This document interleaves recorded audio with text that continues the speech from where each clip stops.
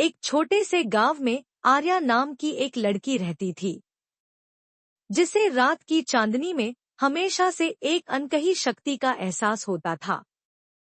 हर रात जब गांव चुप रहता, आर्या चुपके से अपने घर से बाहर निकल जाती और चांदनी के उजाले में अपने सपनों की खोज में निकल पड़ती।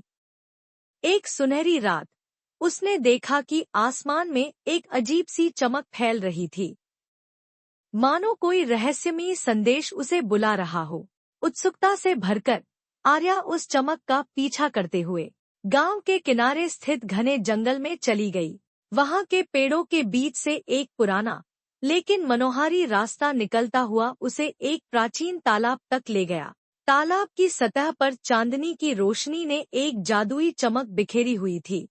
तालाब के किनारे एक बूढ़ी दादी बैठी थी, जिनकी आंखों में अनुभव की गहराई और रहस्यों का भंडार था। दादी ने आर्या का स्वागत करते हुए पूछा, तुम इतनी देर रात क्यों आई हो, बच्ची?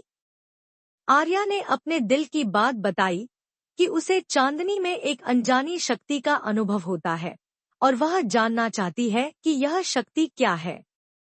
बूढ़ी दादी मुस्कुराई और बोली, चांदनी सिर्फ रोशनी नहीं है, यह उस उम्मीद का प्रतीक है जो हर अंधेरे के बाद आती है। यह हमें याद दिलाती है कि चाहे जीवन में कितनी भी कठिनाइयां क्यों न हो, हर रात के बाद एक नई सुबह जरूर होती है।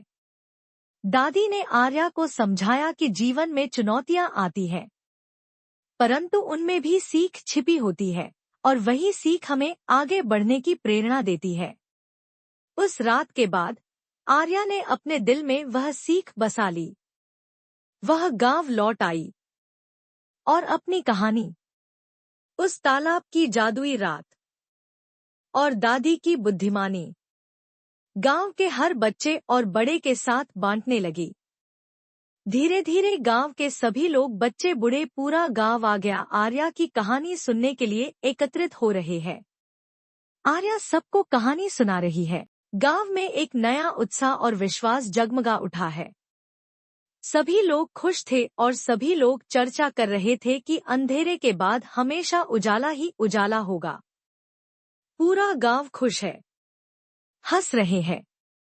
ये सब आर्या गांव के सबसे ऊंची जगह पर खड़ी होकर देख रही हैं और मुस्कुरा रही हैं कि पूरा गांव आज कितना खुश है। और आप लोग भी खुश हो जाओ और लाइक और सब्सक्राइब कर दो प्लीज।